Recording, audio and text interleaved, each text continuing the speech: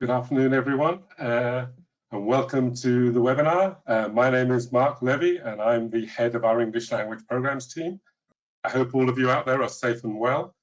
As always with these webinars, I hate not being able to see you and not being able to see who I'm talking to.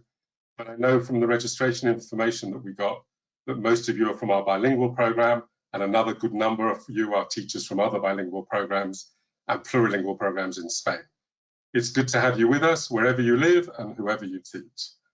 This is the first in a series of webinars which forms part of our activity celebrating the 25th anniversary of the Ministerio de Educación y Formación Profesional, British Council Bilingual Education Programme, and also the 80th anniversary of the establishment of the British Council School in Madrid and the British Council in Spain. As some of you will know, we were planning to run an international conference on bilingual and plurilingual education at the end of February, but unfortunately COVID got in the way, and like everyone else, we've had to adapt. We will be running an event on Friday the 26th of February focused on quality assurance, and we'll be sending out information on that in the near future.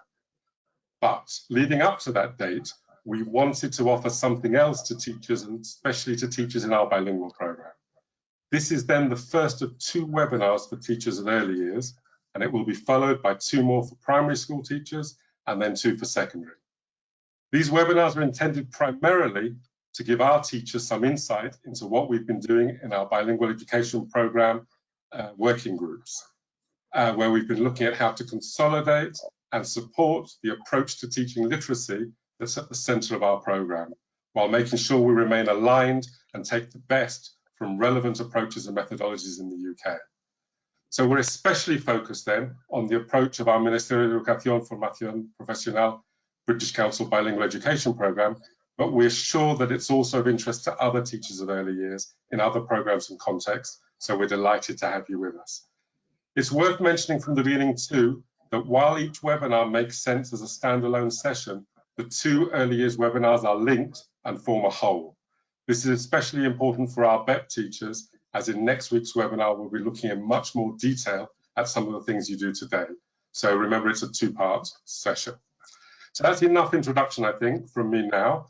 We'll have time for questions at the end, so please write them in the questions box, and my colleague Maureen McLinden, who's running the show for us, will pass some of those on to me later and we can deal with them. But just to say, though, that we're only focusing on early years today, and we're only taking questions relevant to this particular webinar, not to programs in total as a whole. So I'm going to pass you on over now to Catherine Stewart, who's head of early years at our British Council School, and she led much of the work that we did in this early years working group. Over to you, Catherine. Thank you, Mark. Hello, everybody. Like Mark, it would have been nice to have seen a few faces. However, let's crack on. Yes, as Mark said, I'm head of early years at the British Council School here in Madrid. This is my, I think, 13th year now. Before that, however, I did have the opportunity to work on the MEC British Council project, and I worked for 3 years in CP Cervantes in Fuenlabrada, and I did a year in San Juan Bautista, which is in Arturo Soria in Madrid.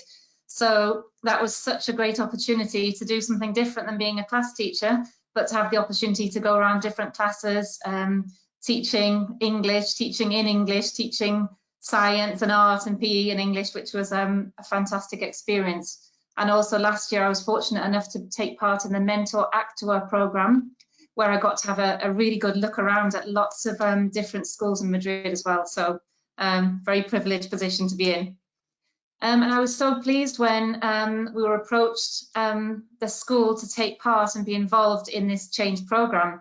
It was a great honour to be involved. And what myself and a couple of colleagues did first was an audit of the English National Curriculum for Infants, the EYFS, and compare that to the integrated approach that we use here in Spain. And what we did was we looked at similarities and differences, and we took the best from both curriculums, both programs actually, and also looked at obvious needs for updates, one of those being technology, which was obviously outdated with in both curriculums. And that was the first job we did. After that, we got together working group, which was several teachers from different schools from Aragon, from the two Castillas, and from teachers here in Madrid. And we had a face-to-face before COVID. We had face-to-face Saturday morning working groups, which we hosted in the school. And we had a look at the curriculums. We had a look at the objectives that children from you know, infantile should be looking at in their English lessons. And we had a look at how the hours of English could be best utilised, planned, developed, and that the children would get the most out of their time in English.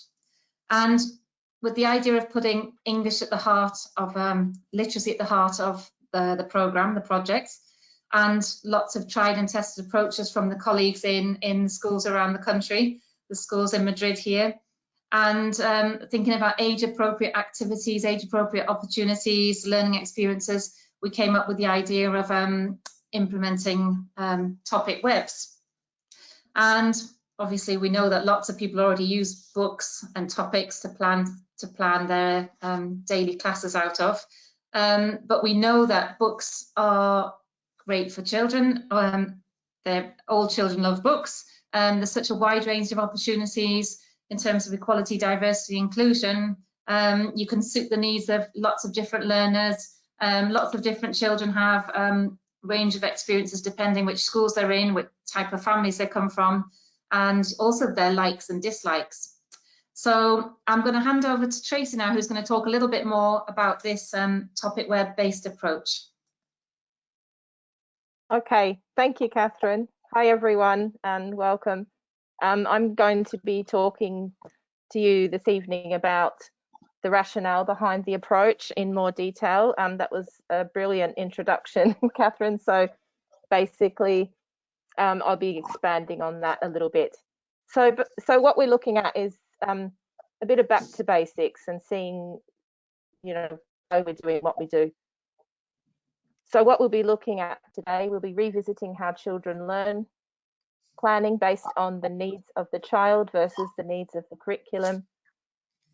We'll be using topic webs as a planning tool, focusing on literacy and generating content for other areas of learning through stories. Okay, so we're going to start by revisiting how children learn, and why I've put revisiting is most of us probably already know this, how children learn, particularly for those of us with lots of experience of very young learners. But we're just making sure that we're all on the same page here, okay? So it's a bit of a revisit. Okay, so children learn from the important people in their lives at different rates and in different ways, from their environment and through their senses, through observation and imitation. They learn when they're curious, interested, and engaged. They learn by connecting prior knowledge to new knowledge. When they feel valued and safe, they'll take risks and explore. So that is putting the relationships at the heart of things there. When they have a genuine reason to discover something, so the authenticity of the experience, and through repetition and trial and error. And we'll probably talk about this later, but stories are a great vehicle for repetition. Okay, so we have a little quote here, which sums what was up on the previous slide very well. Children learn best from interactive, hands-on experiences with people they care about. And that's from 0 to 3. And then I'll just move on to another slide this is a quote from Tina Bruce. Back to how children learn, a quote from Tina Bruce. Areas of learning involving the humanities, arts and sciences cannot be separated. Young children learn in an integrated way and not in neat, tidy compartments. So this quote really underpins the philosophy behind the approach of working in topic webs and making sure that everything's got a reason and that things all link together, giving children a meaningful context for what they're doing. Which moves on to planning based on the needs of the child versus the needs of the curriculum. So with literacy at the heart of everything, it can be linked to other learning experiences. And really from here, what we're looking at, when we're looking at planning based on the needs of the child, we're looking at moving away from worksheets and one-off lessons and really looking at what the children need rather than the other way around, what the curriculum wants the children to do. And so that means sort of not jumping from story to story or worksheet to worksheet. It's about having a good reason for doing what you're doing and making sure that the children, for the children, that it's a meaningful experience. Okay, and again, another quote from Tina Bruce, as you can tell, she's a favourite of mine.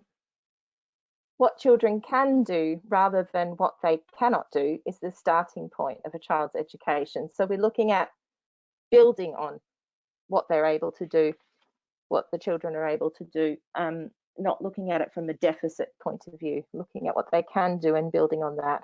And we're going to have a look at how, just to revisit how we meet the needs of the children. Okay, so our knowledge of what children can do comes from direct observation and conversations with the child's family.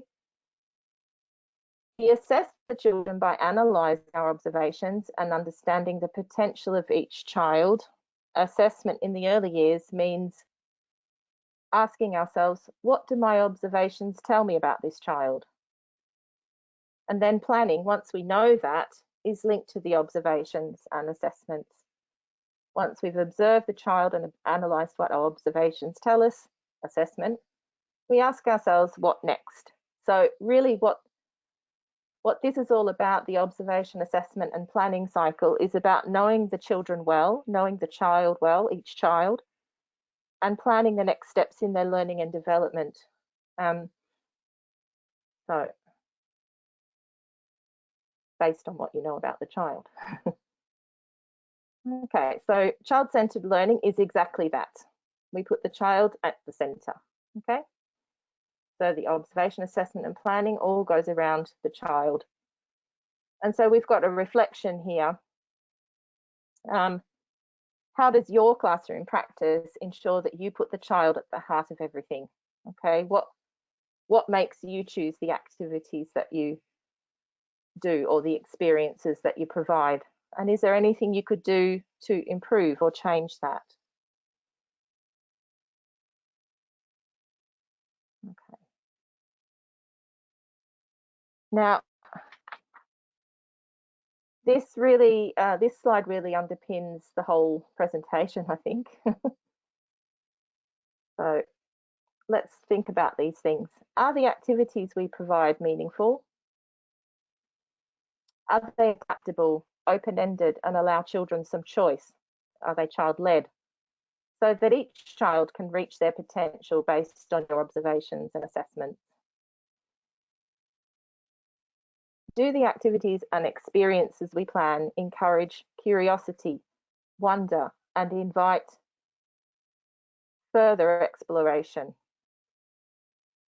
Okay, so this is probably one of the main takeaways from today. It's about making sure, moving back to the previous slide about meeting the needs of the child, making sure that the activities that we provide are adaptable, that they're open-ended, that they could have a different outcome for different children, and that they really meet that child, that individual child's learning needs.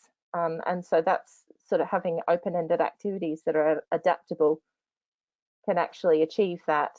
And providing choice, having child-led experiences, if the child chooses something and has some agency, that actually makes the activities much more meaningful for them, because children are born to learn, they're born curious, they're born wanting to find out about the world around them.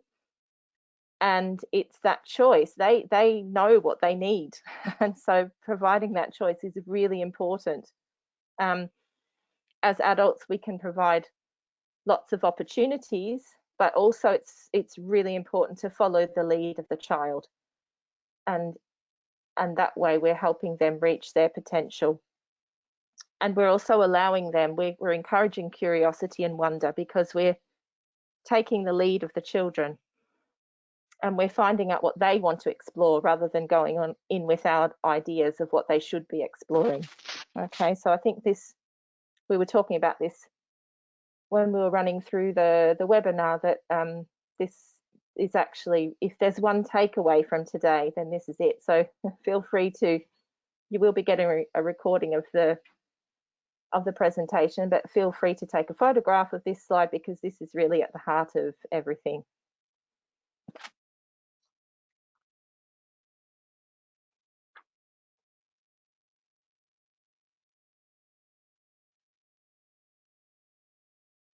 Okay, so moving on to using the topic webs as a planning tool. We have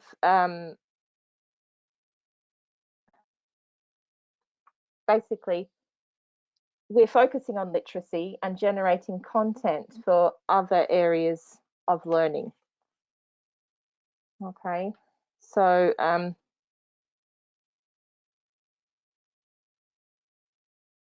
stories develop literacy and can be linked to other areas of learning.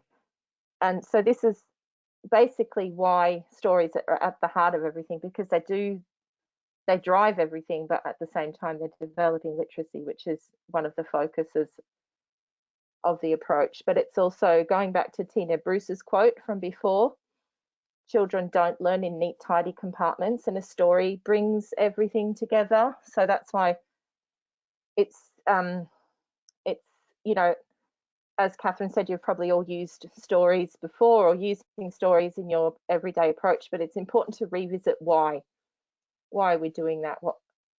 What is it about stories that that are so great and so useful to especially additional language learners, where they might not have the environment around them in the foreign language, and in a way the story provides that for them, all of that exposure, the context.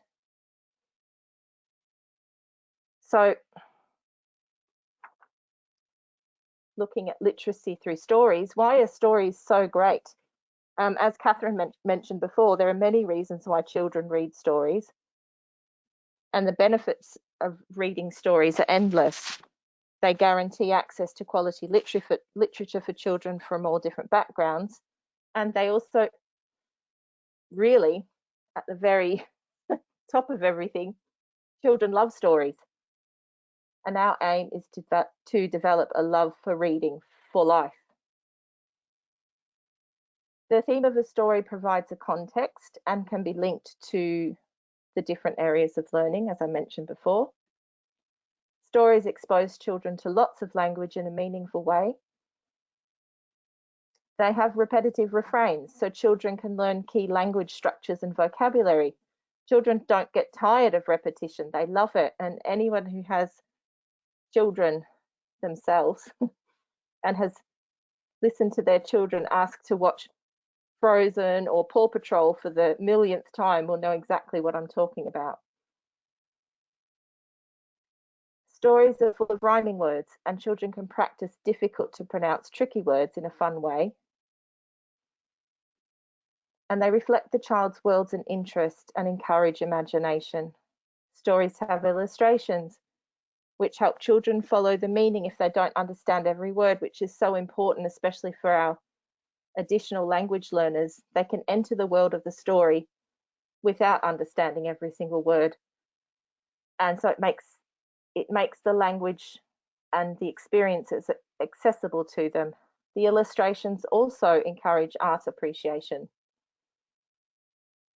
Okay, so moving on from there, looking at how we build the story, okay, into the topic web. There it is at the heart of everything. And as you can see, feeding into the story, or the story inspires or is used as sort of a springboard for the other areas of learning, such as communication and language and literacy, mathematics, personal, social and emotional development, spiritual, moral, social and cultural development, understanding the world, expressive art and design, and physical development. So they all sort of fit in and work together. This is just to show you how everything can feed into the story. But we will be looking at that. We'll be looking at a worked example of actually how to develop some of the objectives for each learning area of learning. We'll be looking at a worked example in the next webinar. So this is sort of just to provide you with an overview of sort of how everything links together. It also encourages, so for example, things like the approach encourages things like, you know, we can build into that respect for the environment, caring for the environment through understanding the world. We can also look at, we're also kind of covering inclusive practices through the observation, assessment and planning by putting the child at the heart of everything, by the themes of the story, the issues that might come up in personal, social and emotional development, and the spiritual, moral, social and cultural development areas as well. So it's just to show you how everything kind of links together here. And as I mentioned, we'll be looking at that in more detail in the next webinar. So Catherine is going to take us through some of the draft materials and how she would approach one of the topic webs as a practitioner. So I'll get you back in, Catherine. Bring up the next slide.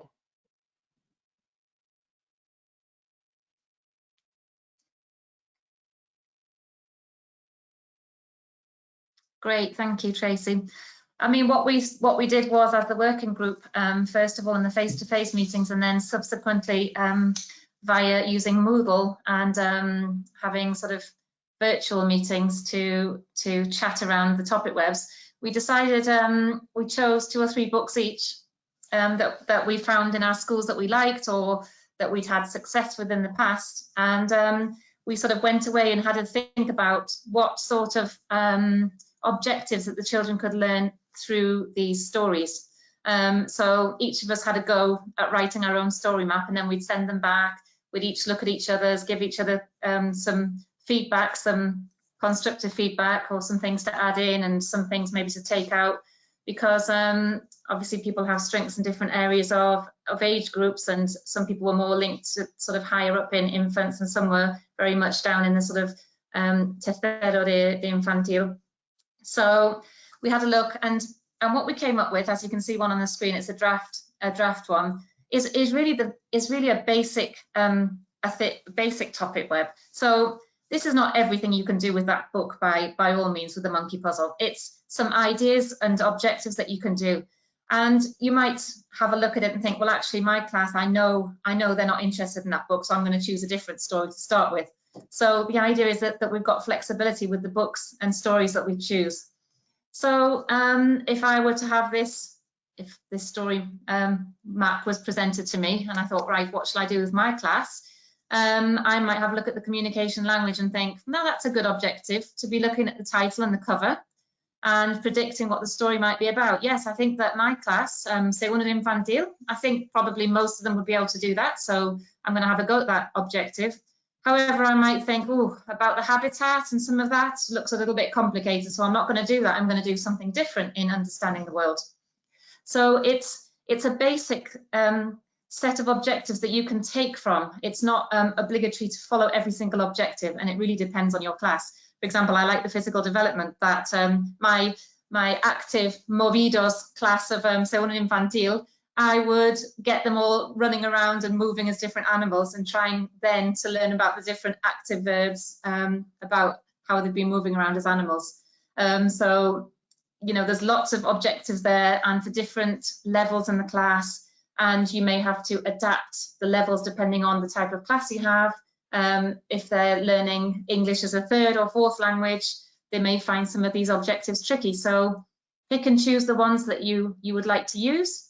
Add, take away, use as a basis, and we just hope that it's it's something useful to you to get started with if you'd like to use some of the books that we've done the story maps on. So I hope that was a little bit useful. Thanks, Catherine. So basically, we will be going into more detail about this, using the monkey puzzle as a worked example and showing some, based on these objectives, we'll be looking at some of the activities and learning experiences you can offer. So that will be in the next webinar. We'll be following up, but I think Catherine made it very clear how we can work with them. And just really a final reflection,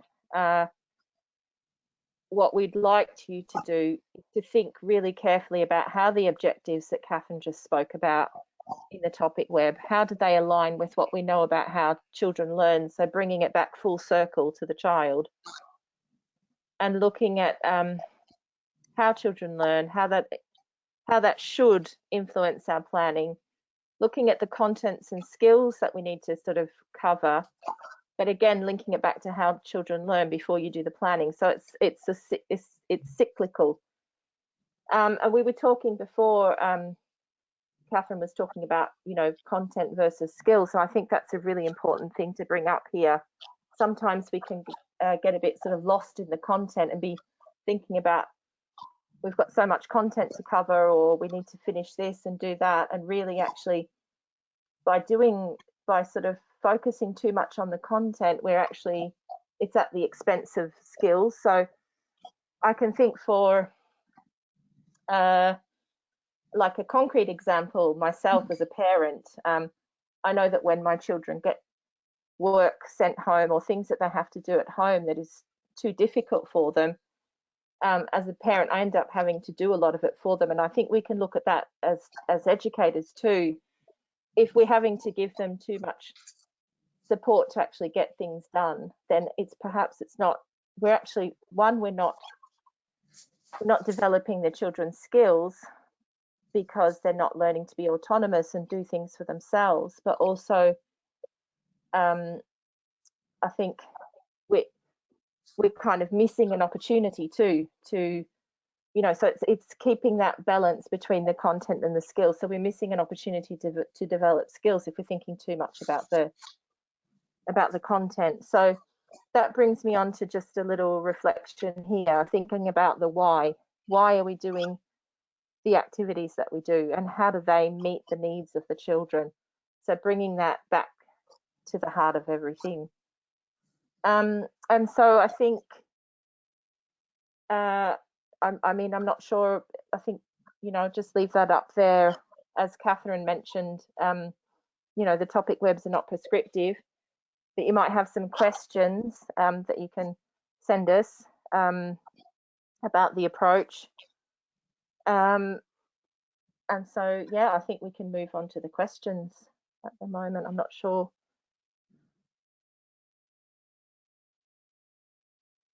Hi, everyone. My name is Maury McAlinden. Oh, I was behind the scenes, but Mark's power cut has thrust me into the limelight unexpectedly. I will just leave you with Mark. I'm back. Hi, everyone. Sorry, the entire village went lights went out. I've just managed to get back in. Thanks, Maureen. Okay, so I mean, luckily I know the presentation, but I haven't heard how you've gone through it the last few minutes. But I think, you know, we're at the point of reflections. Is that right? So reflections and questions, yeah? So I have a couple of questions which I picked up before, so I'll start with those. And then, Maureen, if you'll pass me any more that are coming in, that'd be great, yeah? Okay, so the first question that I've got is actually about phonics, yeah? And somebody has asked, how can we teach phonics if there's no scheme in place in our school? I don't know, Catherine, do you want to start with that one, perhaps? Yes, I can. I understand exactly the question. That's a very good question, because obviously we would not expect all schools to have you know, a phonics scheme in place where you have to spend a lot of money on expensive resources, training, etc. And what we're doing at the moment, along with the draft topic webs, is actually my colleague over Christmas has been writing an approach to phonics which can be used in any school. And what she's done is she's very cleverly broken it down into different phases. So phase 1 is actually almost pre-phonics. So if you've got some very small children or children who have got very little English, it's like auditory discrimination. So it's listening to sounds first before we even mention letters or, you know, sonidos or anything like that. So it's tuning into the English language, pre-phonic activities, rhymes, listening to lots of repetition of words. And then the next phase would be going on to actually teaching the first set of simple sounds, which is sort of the, you know, the s, at, on a daily basis. And then the next thing would be sort of blending, segmenting, and starting then to read very small words, CVC, consonant, vowel, consonant. And then the next phase on would be for those children who can already read small CVC words to start reading very small phrases, and then bringing in also high frequency words, because of course English, as much as we would like it to be phonetic like Spanish, it's not completely phonetic. So there are times where you have to just learn a word, and sometimes people will know them as tricky words or red words, and you have to just learn them. So the or the and or the I or the things like mother, common words that we use a lot in English. So this is going to be, as part of the toolkit, a sort of basic approach to phonics that you will be able to use with whichever school you're in. So I hope that's answered your question. Tracey, do you want to add something there, maybe? Is there anything you want to add about phonics? Yeah, no, I think just building on what Catherine said, you know, frequency is better than, and it doesn't have to be very long if people are worried about time constraints and things like that. Just having a very short, sharp burst of phonics very frequently is much more efficient than sort of laboriously going through a whole lot of stuff. I think children, a lot of the activities that are related to phonics are lots of fun. So it's generally very well received and an enjoyable part of the day. So yeah, that's all I'd have to add there. Is there something there as well about finding the moments where phonics become, rather than having, as you said, a phonics lesson, there's something about finding a moment where phonics become appropriate because of something that's come up in a story or something that's come up in activity? Definitely teachable moments. If you're telling a story with, you know, I'm just thinking a monkey puzzle with the sounds that the animals make. You know, the E can be, the E of the monkey can be an opportunity to work on the long E sound. The R, the same, the long R sound. You've also got, like, it could be during a play activity where you can see that a child's playing with water, and, you know, you want to point out the sh sound of splash or something. So it's finding, I think, as practitioners as well, being familiar with the sounds that come up and that the children eventually need to know, and just sort of spotting those opportunities throughout the day, as well as the sort of routine phonics work. I agree, and just to add, I mean, we don't want death by phonics either, so it's not sort of, you know, hours of phonics a week. It's definitely a 10-15 minute, especially with the especially the early phonics children who are learning single sounds, definitely 10 or 15 minutes maximum at a time, because it's not death by phonics, it's supposed to be fun and pacey as well, and keep it live and keep the children engaged.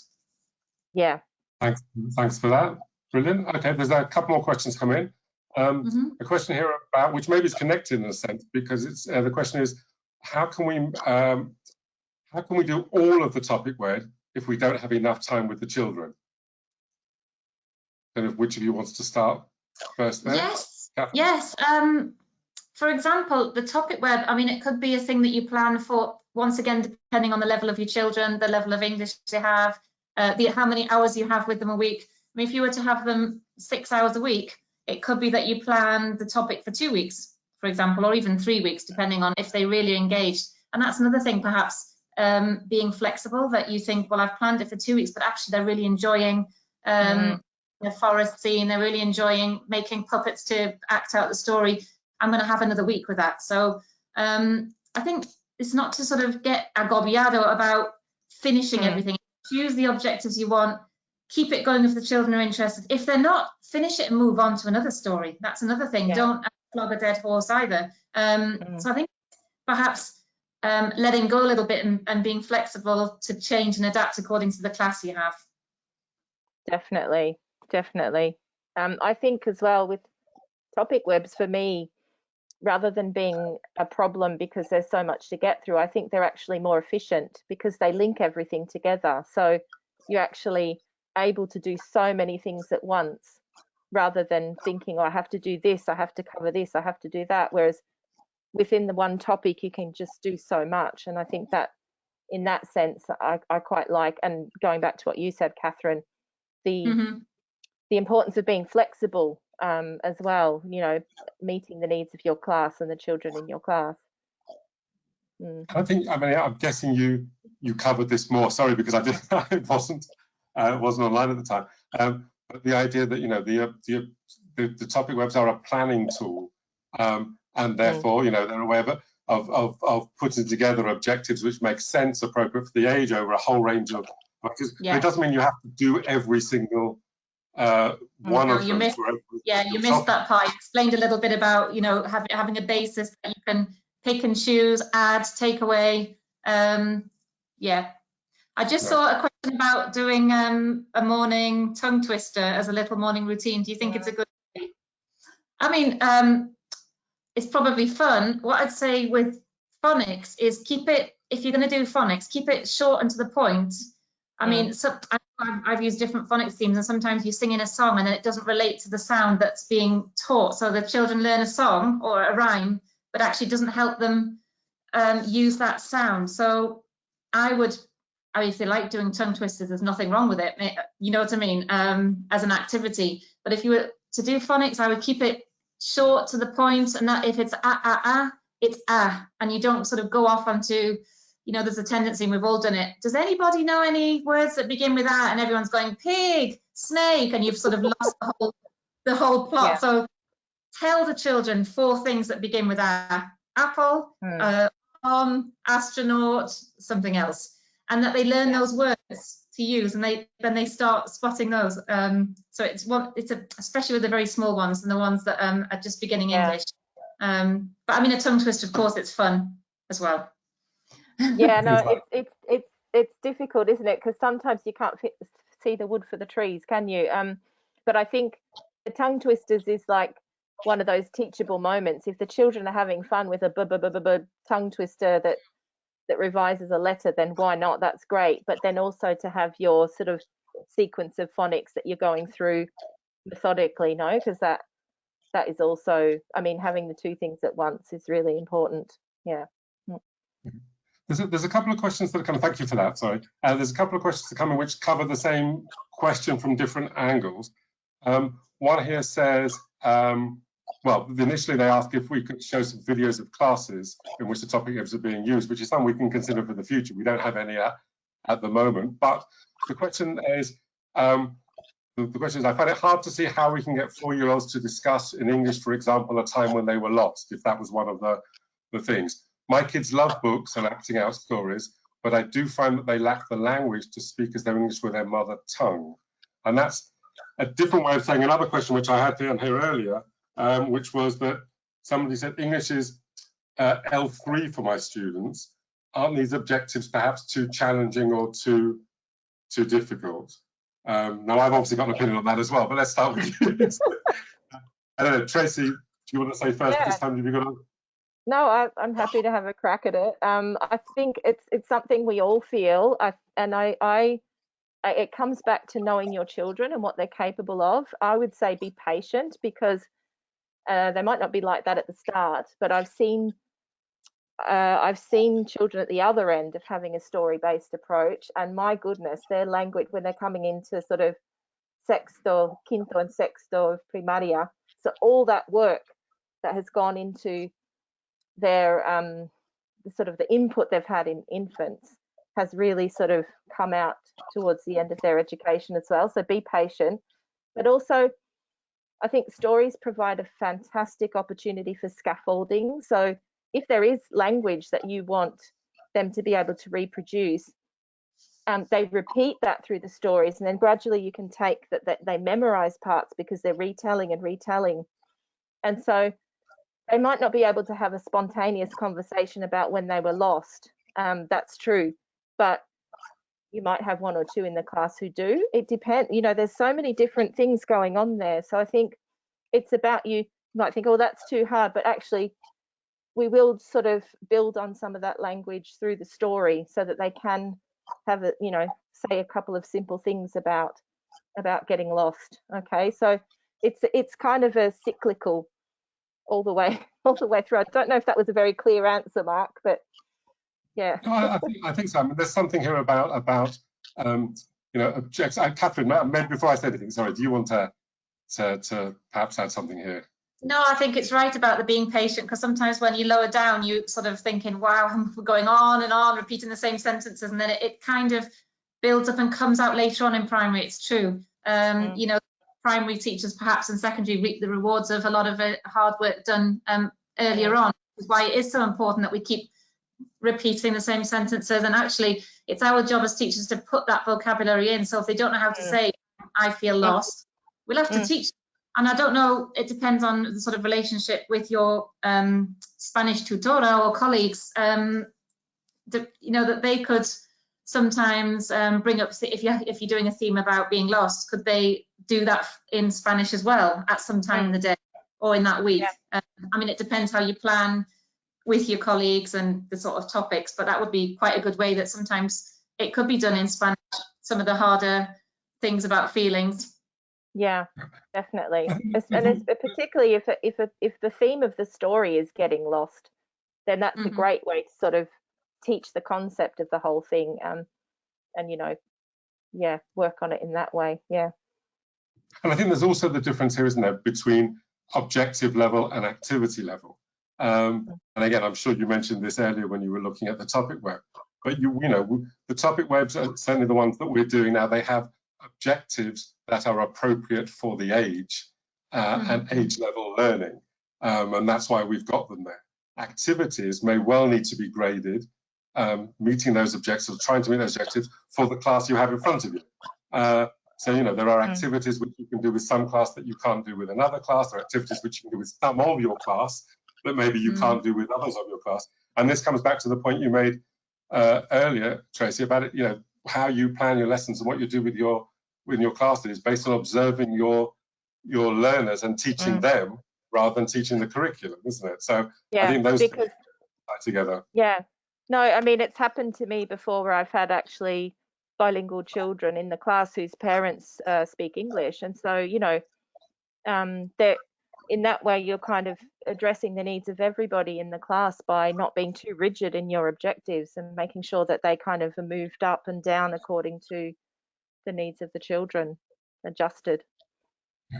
I think what's important as well is that the approach is based almost entirely on this idea of an integrated approach to learning and pulling things together in a way that's more natural.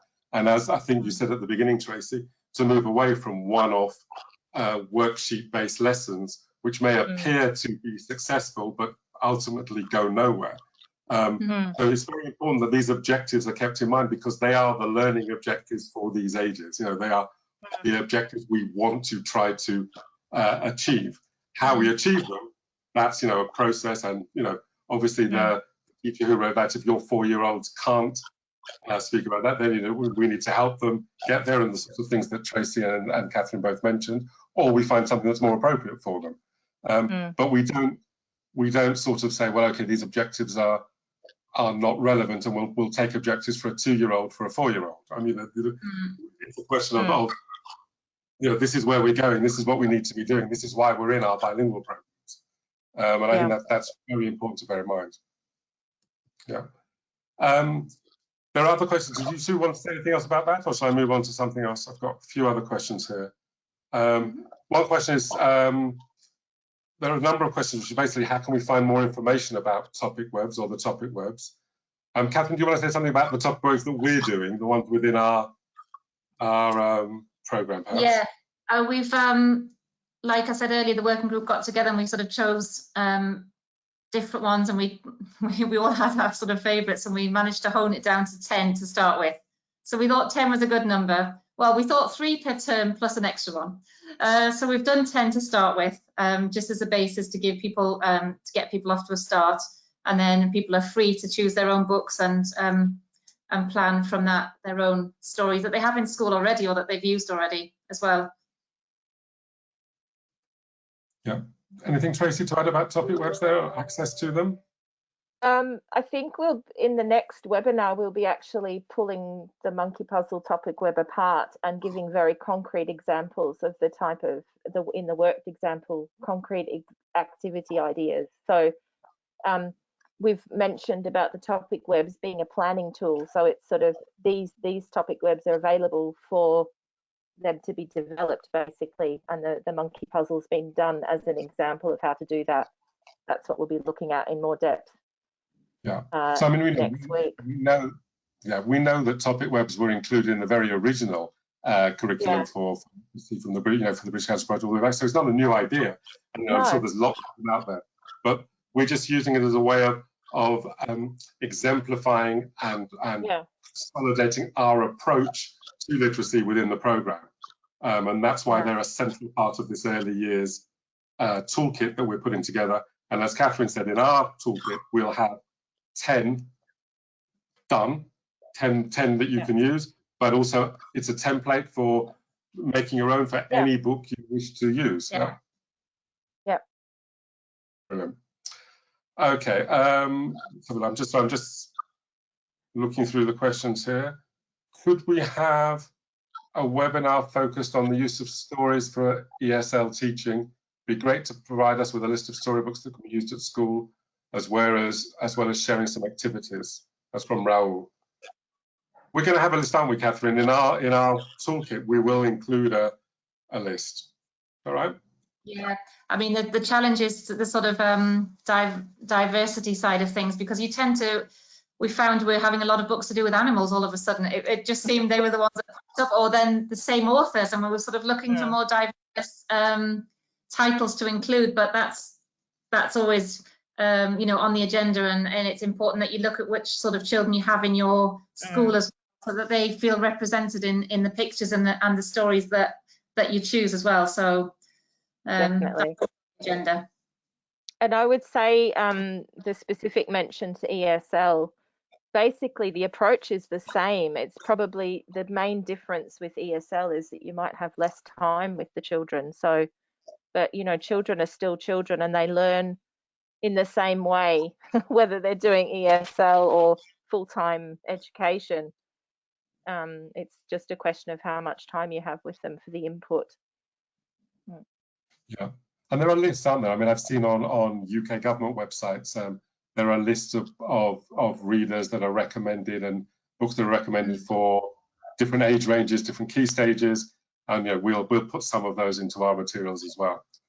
It actually, the comment on diversity, Catherine, has reminded me of a question I missed earlier, which I saw here, which was asking about how can we make our early years teaching more inclusive? And I'm not sure if that's referring to inclusion in terms of EDI, or whether it's influenced another sort of inclusion, but perhaps it's something you want to, the two of you might comment on about inclusive practices within our early years and how the topic webs might support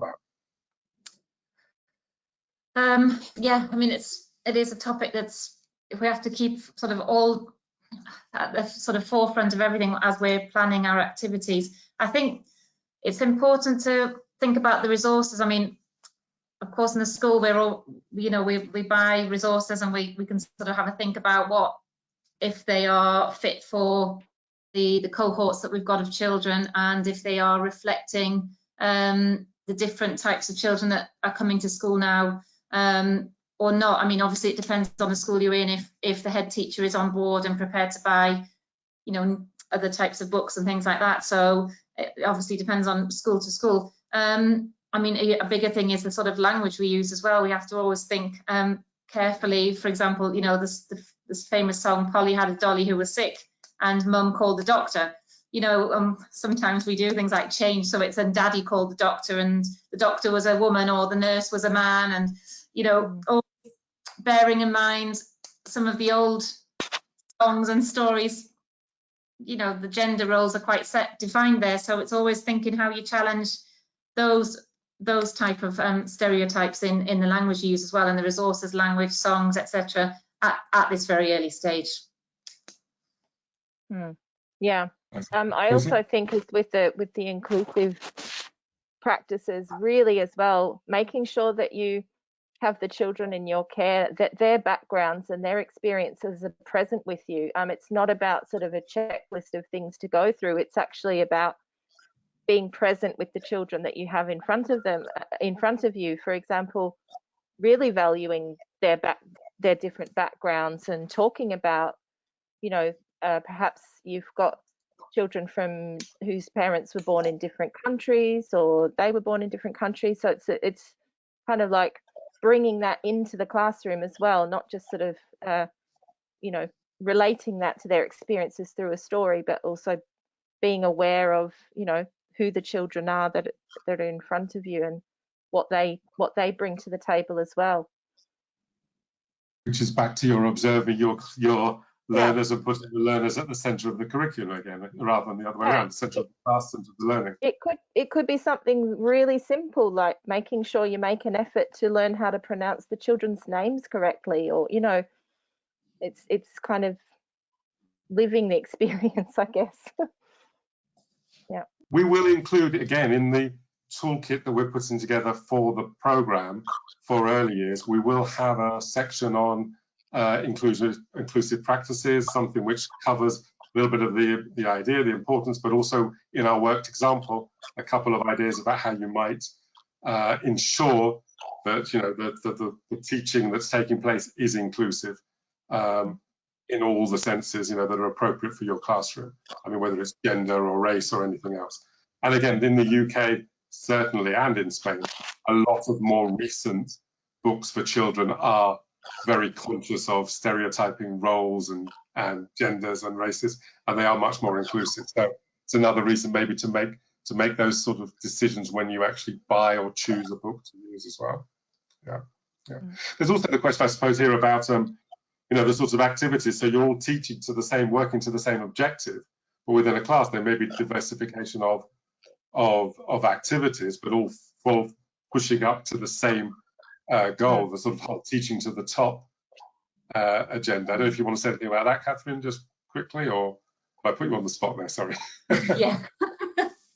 I suppose it's just having, you know, high expectations, which I know I'm probably not saying anything new. It's just, I suppose, thinking, you know, like Mark said, teaching to the top. So you're aiming high, but you're pulling everybody along with you as well. So that's back to differentiation again. That you know, you might have somebody who's just joined who has no English, so their objective might be to learn the word monkey. That might just be their objective of the day. Whereas somebody else might be able to say, I am lost. So within a class, you're going to have lots of different levels, and it's teaching upwards, but it's not leaving anybody behind along the way.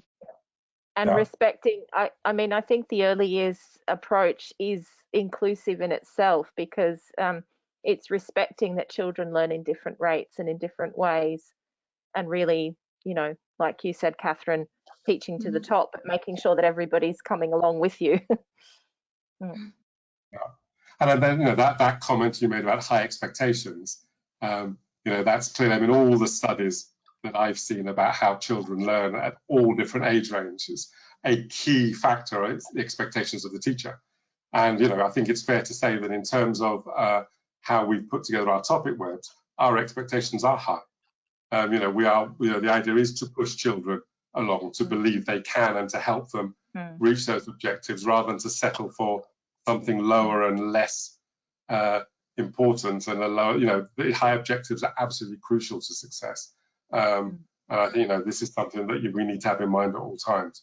I've just seen a comment that we've only got a couple of minutes. So I think, and also to mention something about the environment. One of the things I just mentioned in passing, that one of the things that we're increasingly conscious of is the fact that all of the materials and all of the things that we're doing need to be much more explicitly in them. They need to be much more explicit reference to environmental consciousness and being environmentally friendly. And I think that's also something you'll see in the topic words as we get them ready for publication. But I think this idea a little bit like phonics, maybe it's a little bit often rather than, you know, a lesson that is on, you know, dealing with rubbish or something, you know, whatever it might be, but something that is, you know, so it's always present. It's one of the underlying themes of everything that we're doing, as well as on the environment.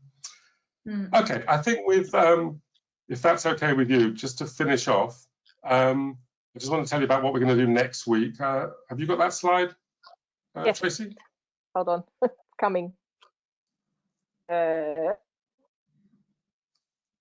that it? You got that? Yeah, you need to put it in presentation mode so people can see it. Oh, it's not. I think it is. No? That's it. That's it. Got it. Yep. Okay. Okay. So, as I said at the beginning, this is very much a two-part webinar, if you like. So the next one will be exploring one of the topic words in much more depth and looking at how it might work for you in the classroom. A worked example, how you might go from objective level, which is what our topic webs are based on, down to activity level.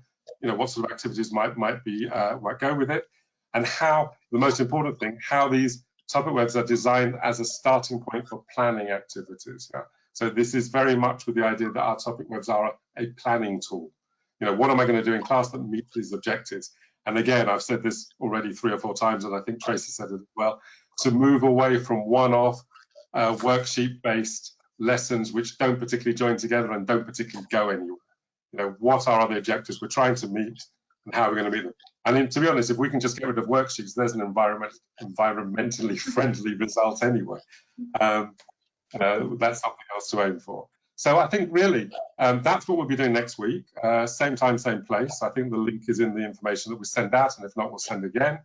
I just want to say thank you to, obviously, to Catherine and to Tracey for the session, and also to the people you see there who have been our early years working group. I think some of them are with us today, but Monica, Sarah, Anne, Alberto, and Laura, and then within the British Council, Catherine obviously is here, Pilar and Nuria. The working group is still going. We've got other working groups at primary, and we're just about to kick off at secondary. But really, it's the input from our teachers in the program that help us make sure that what we're doing in the working groups and the work that how we're setting the objectives and the topic webs are relevant and usable in the program. So thank you to all of you. And I think that's it. I'll leave you with the next slide, which I think just has a reminder of next week. Is that right? There you go. Our next webinar, Creating Motivating Learning Opportunities from Topic Webs, 27th of January. And I hope to see you all there. Stay safe, be well, and see you next week. Thanks again to everybody. Bye. Bye. Bye.